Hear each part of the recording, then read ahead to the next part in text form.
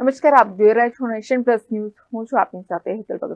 છોટાઉદેપુરમાં Don Bosco હાઈસ્કૂલમાં નિવૃત્તિ સન્માન સમારંભનું આયોજન કરવામાં આવ્યું હતું. છોટાઉદેપુરમાં ડોન બોસ્કો હાઈસ્કૂલના આચાર્ય અને અન્ય એક શિક્ષકનો નિવૃત્તિ સન્માન સમારંભ યોજવામાં આવ્યો હતો.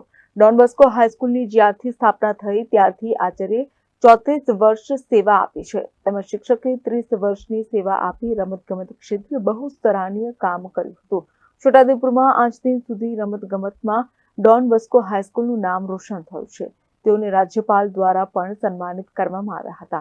આચાર્ય અને અન્ય શિક્ષકના વિદાય સમારંભમાં હાલ અભ્યાસ કરતા વિદ્યાર્થીઓ તેમજ શાળાની પ્રથમ બેચથી લઈને 2024 સુધીની તમામ બેચના પૂર્વ વિદ્યાર્થીઓ બહોળા પ્રમાણમાં ઉપસ્થિત રહ્યા હતા.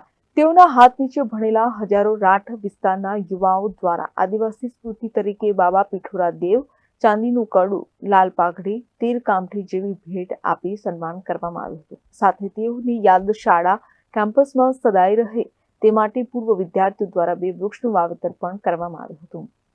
Rehan Patel, nation plus news, Chhotaudepur. સમાચારોના સતત અપડેટ મેળવવા માટે અમારી નેશન પ્લસ ન્યૂઝની યુટ્યુબ ચેનલને સબસ્ક્રાઇબ કરો, બેલ આઇકન દબાવો અને જોડાયેલા રહો ફેસબુક, ઇન્સ્ટાગ્રામ અને ટ્વિટર પર.